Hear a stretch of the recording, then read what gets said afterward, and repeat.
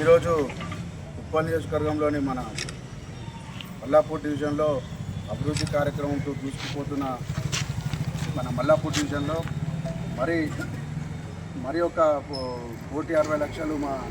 మల్లాపూర్ డివిజన్కి మా ఉప్పల్ ఇన్ఛార్జ్ మా పరమేశ్వర్ అన్న గారు నిధులు మంజూరు చేయడం చాలా సంతోషకరమైన విషయం. ఎందుకంటే గతంలో చూసినట్టయితే మనం ఇక్కడ 3 నెలల ముందట్లా బస్తీబాట అనే కార్యక్రమంతో జనప్రియలో కంటిన్యూస్లీ వీక్లీ ఒకసారి వచ్చి మనం తిరగడం జరిగింది. ఇక్కడ ఏదైతే ఉన్నాయో ప్రధాన సమస్యలు మన బాక్స్ డ్రైన్ సమస్యలు కానీ, రోడ్డు సమస్యలు కానీ, మనకు కొన్ని ఇక్కడ మౌలిక వసతులు కానీ ఇవన్నీ సమస్యలు మనం మన బస్సుబాటలో వీళ్ళు అందరు జనప్రియ టౌన్షిప్ అసోసియేషన్ మొత్తం మన సమస్యలన్నీ తెలియజేయడం జరిగింది. దాంట్లో భాగంగానే మన అసోసియేషన్ ప్రెసిడెంట్ కానీ, అసోసియేషన్ జనరల్ సెక్రటరీ మొత్తం కమిటీ అందరినీ తీసుకొని మన ఉప్పల్ పరమేశ్వర దగ్గరికి తీసుకొనడం జరిగింది. అక్కడ వారికి ఉన్న సమస్యలని చెప్పి అందరూ చెప్పడంతో దాంట్లో ఉన్న మెయిన్ ప్రధాన సమస్య మన బాక్స్ డ్రైన్ ఏదైతే ఇప్పుడు అన్నపూర్ణ కాలనీలో గతంలో మన బస్సుబాటను తిరిగి అన్నపూర్ణ కాలనీకి బాక్స్ డ్రైన్ పనులు తెప్పించి దాన్ని స్టార్ట్ చేయించి కంప్లీట్ కూడా కావడం జరిగింది. అదే బాక్స్ డ్రైన్ మన జనప్రియ నుంచి కంటిన్యూ అయ్యి భవన్ నగర్ వరకు ఎక్స్టెన్షన్ కావాలని చెప్పి మన జనప్రియ వాళ్ళు కోరడంతో అన్నను పోయి కలిసి ఇప్పుడు నెక్స్ట్ బడ్జెట్లో పెట్టేస్తా అని చెప్పి 1,60,00,000 మన జనప్రియకి